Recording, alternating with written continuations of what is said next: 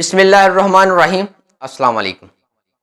آج ہمارا ٹاپک ہے سوچ بدلیں زندگی خود بدل جائے گی۔ پرانی بات ہے، ایک کمہار کھیت سے مٹی لے کر اپنی دکان پر آیا۔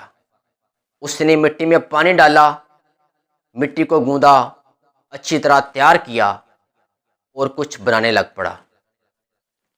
اتنے میں ایک بوڑھا شخص دکان پر آیا اور کمہار سے پوچھنے لگا، کیا بنا رہے ہو؟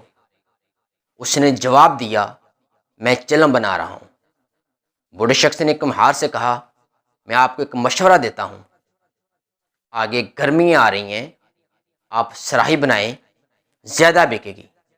کمہار کو یہ مشورہ بہت اچھا لگا۔ کمہار نے وہی مٹی دوبارہ گوندی، تیار کی اور سراہی بنانے لگ پڑا۔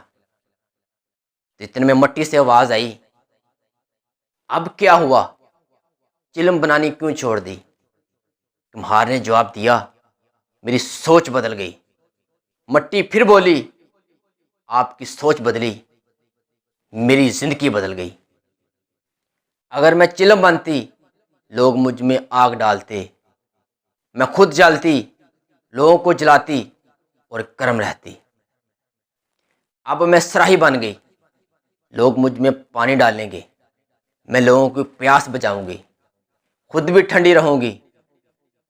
دوستو، یہ ہے سوچ کی طاقت۔ انسان کو چاہیے، اگر اپنی زندگی بدلنا چاہتا ہے، وہ اپنی سوچ کو بدلے، زندگی خود بخود بدل جائے گی۔ دوستو، سوچ کی طاقت دیکھیں۔